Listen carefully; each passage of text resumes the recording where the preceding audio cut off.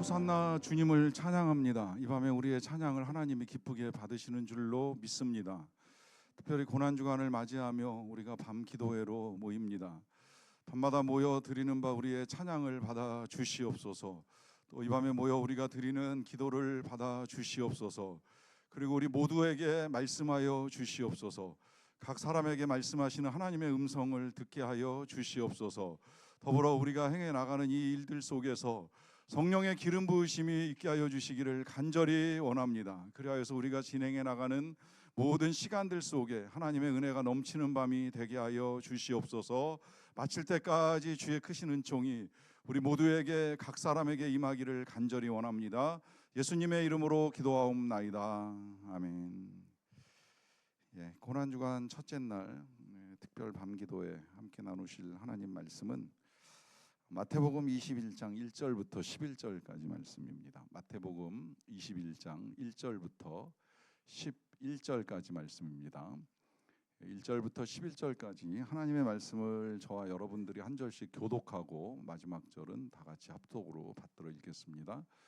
그들이 예루살렘에 가까이 가서 감람산 벳바게에 이르렀을 때에 예수께서 두 제자를 보내시며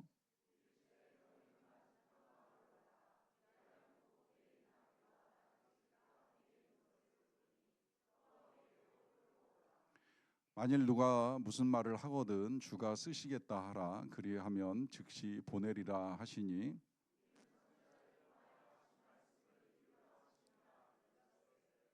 시온 딸에게 이르기를 네 왕이 내게 임하나니 그는 겸손하여 나귀 곧 멍에 매는 짐승의 새끼를 탔도다 하라 하였느니라.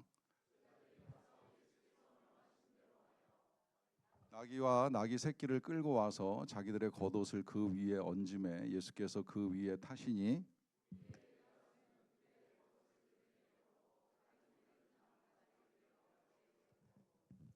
앞에서 가고 뒤에서 따르는 무리가 소리 높여 이르되 호산나 다윗의 자손이여 찬송하리로다. 주의 이름으로 오시는 이여 가장 높은 곳에서 호산나 하더라.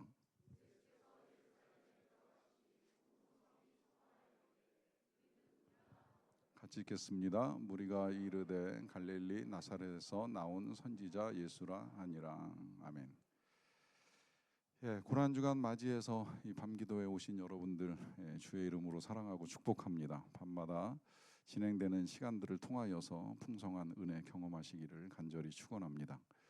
매일 밤 다르게 진행되기 때문에 오늘 이랬다고 해서 내일도 똑같으리라고 생각하실 필요는 없습니다. 오늘, 내일, 모레 매 요일마다 이제 다르게 진행이 되는데 진행을 위해서 몇 가지 부탁을 좀 먼저 드리겠습니다. 일단 내일부터는 중위층 잠그겠습니다. 늦게 오셔도 그냥 아래 내려오시고 내일은 성찬을 해야 되는데 분병 분잔 방식이 좀 특이하기 때문에 위에 계시면 못 나눠드려요. 그러니까 그냥 아예 내일부터는 2층에 앉는다 생각하지 마시고 늦더라도 와서 아무데나 앉으시면 됩니다. 그러니까 꼭 그렇게 해주시길 부탁드리고요. 그 다음에 목요일 날 오실 때는 조그만 방석 하나 갖고 오시면 되지만 귀찮으면 회사에서 오는데 방석까지 챙겨야 되나 싶으면 안 가져오셔도 아무 문제는 없어요. 근데 기왕이면 있으면 좋고 없어도 괜찮고 어찌됐건 그냥 있으면 좋다고 말씀을 드리는 겁니다. 그러니까 오시려면 방석을, 목요일 이야기입니다.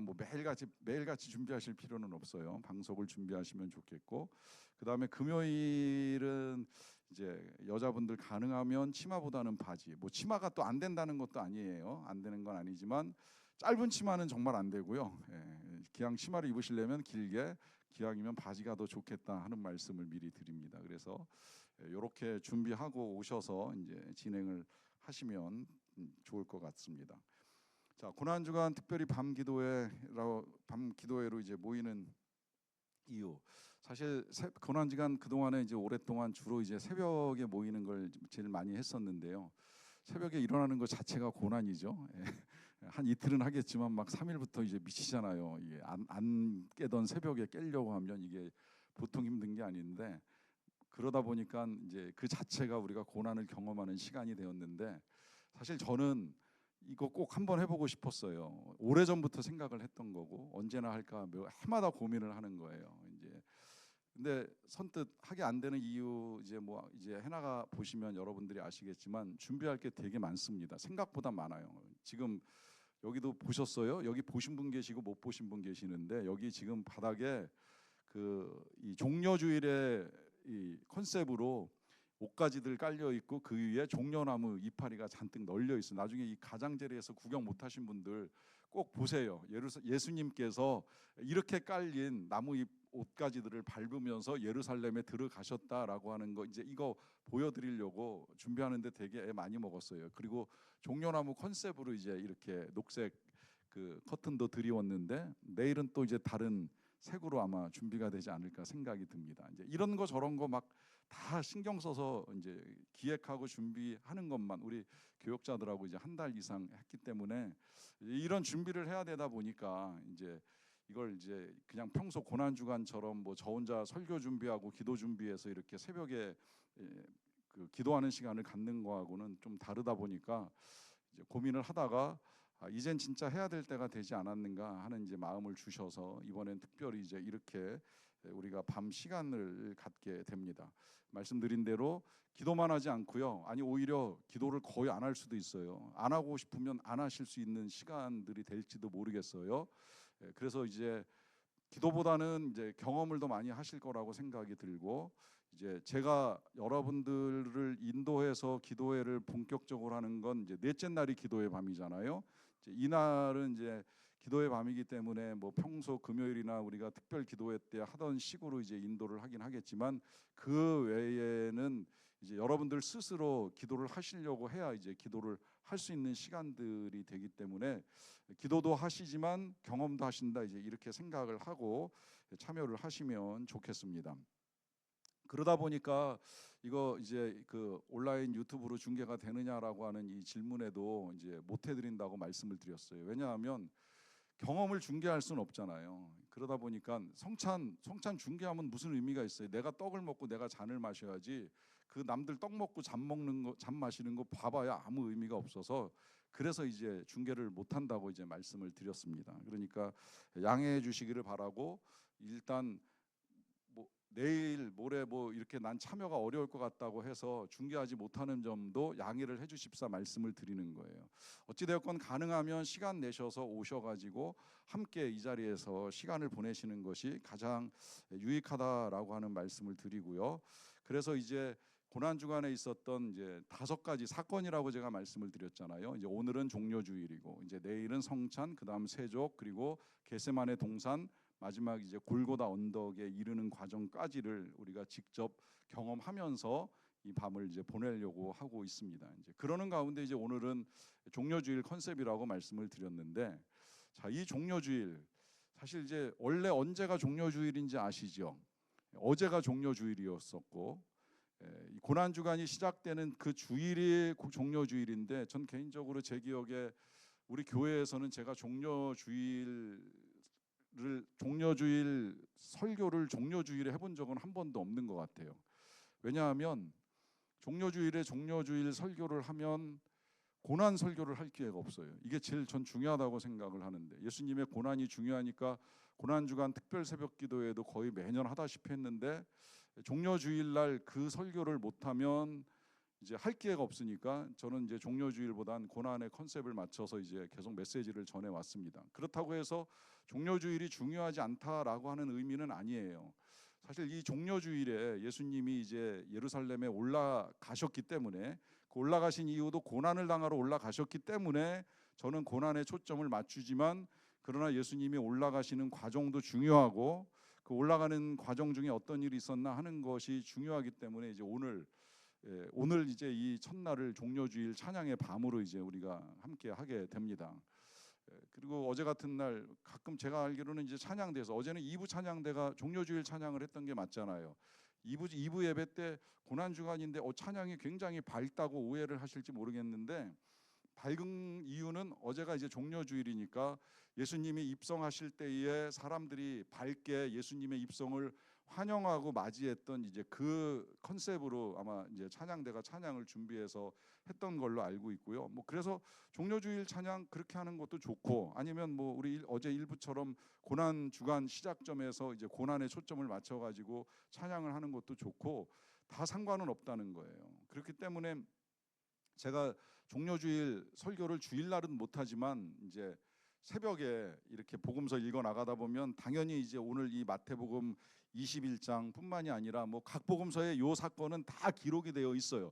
조금씩 내용이 다르게는 되어 있어도 어찌 되었건 다 기록되어 있으니까 이제 그 본문을 지나갈 때 제가 설교를 하기는 해요. 문제는 이제 이 새벽 설교를 듣는 분들이 제한되어 있다 보니까 이제 이 종려주일 메시지에 대해서는 이제 이렇게 많이 모인 자리에서 전하는 건 오늘 제가 처음이 아닐까 하는 생각이 드는데, 어찌되었건 굉장히 중요한 사건 중에 하나라고 말씀을 드립니다. 왜냐하면 이 예루살렘에 올라가는 이 사건으로부터 이제 예수님이 올라가셔서 바로 고난 당하시는 것도 아니에요. 올라가시는 날을 보통은 이제 일요일로 우리가 보기 때문에 주일을 종려주일로 지키고, 월요일, 화요일, 수요일은 한 번씩 예루살렘에 가서 사람들 만나 가지고 대화하거나 강론을 하십니다. 그게 이제 그건 성경마다 조금씩 다 다르게 기록이 되어 있는데, 그게 이제 그 요한복음, 우리가 지금 읽어나가는 요한복음 같으면 이제 13장 전에 12장에 있는 사건, 한 알의 밀알이 땅에 떨어지지 아니하면 한 알 그대로 있고 죽으면 많은 열매를 맺느니라, 이제 이런 말씀하셨던 걸로 기록이 되어 있고요. 이제 마태복음 같은 경우에는 사람들이 하는 질문이 있잖아요. 세금을 뭐 가이사한테 바쳐야 됩니까? 하나님한테 바쳐야 됩니까? 바치는 게 맞습니까? 틀립니까? 이제 이런 질문에 하신 예수님 답변하시죠. 뭐 하나님의 것은 하나님에게, 가이사의 것은 가이사에게, 이런 답변.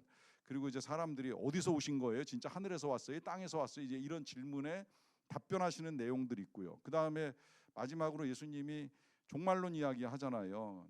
이제 화 있을진저라고 하면서 이 바리새인들과 서기관들이여라고 하면서 그들이 겪게 될 미래에 대해서 경고하시는 것도 있고, 또 뭐 열처녀 비유로 등불과 기름 준비하라는 말씀, 뭐 달란트 비유, 양과 염소의 비유, 이게 이제 다 종려주일에 전해 주셨던 말씀이에요. 고난 주간에 월요일, 화요일, 수요일 날 하셨던 설교들이라는 거예요. 그리고 이제 우리가 내일부터 3일 동안 경험하는 성찬, 세족, 겟세마네는 실은 이제 다 목요일 사건이고요.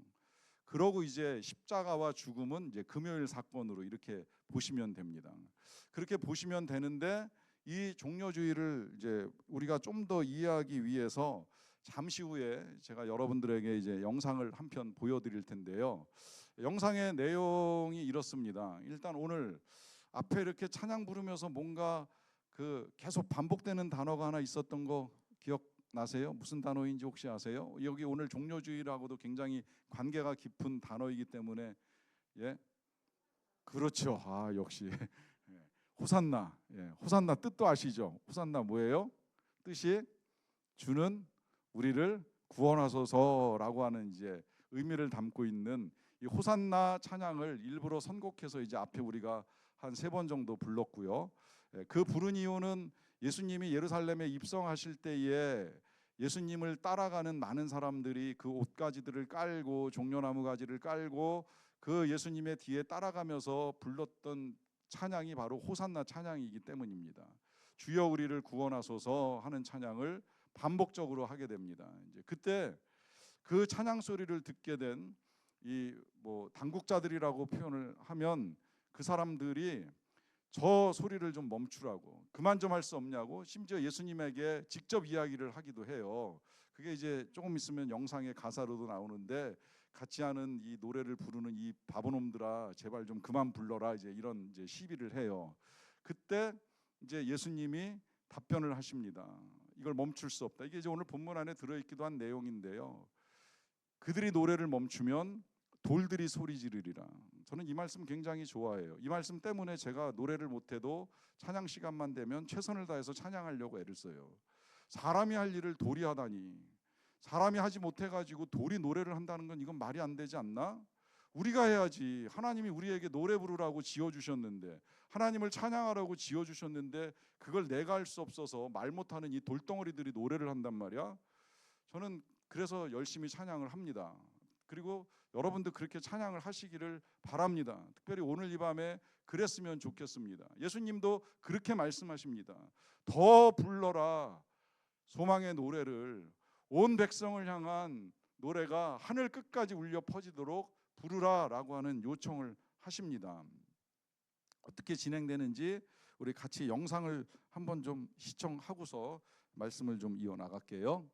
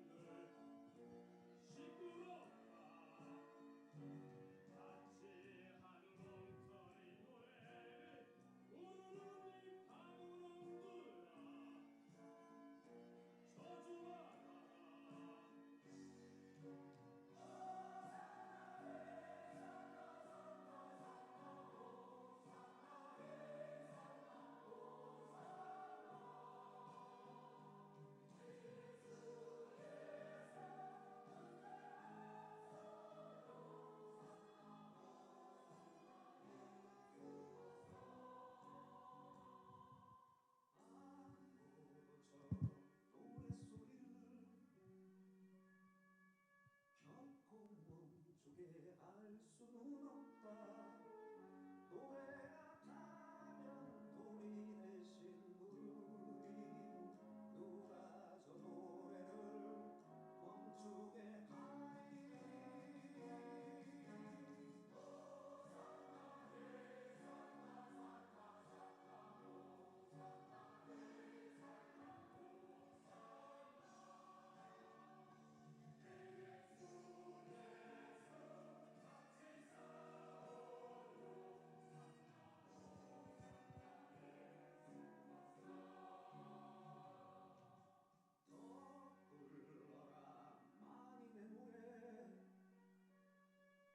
넌 날 위한 축복의 노래, 천국을 향해서 소리쳐서 불러라.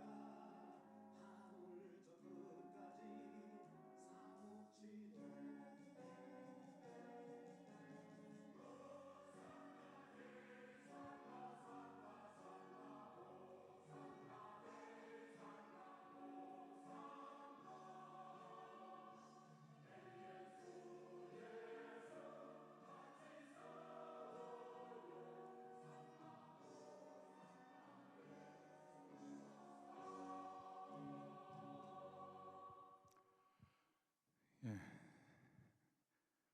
예, 잘 보셨어요?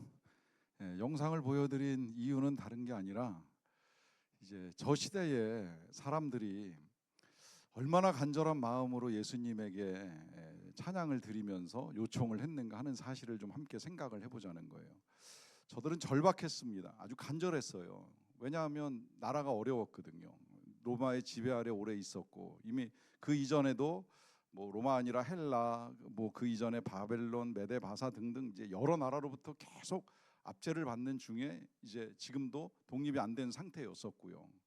거기다가 그러다 보니까 이제 나라가 가난하고 어려웠던 시절에 누군가 우리를 구해줘야 될 사람이 있지 아니할까? 누군가 나타나지 아니할까? 성경에 뭔가 메시아가 예언된 것 같은데, 그리스도께서 오신다고 한 것 같은데, 그분이 바로 지금 그들 눈앞에 있는 예수님이 아닐까라고 하는 나름의 이제 기대를 가지고 찬양으로 자기들의 마음을 예수님께 아뢰입니다.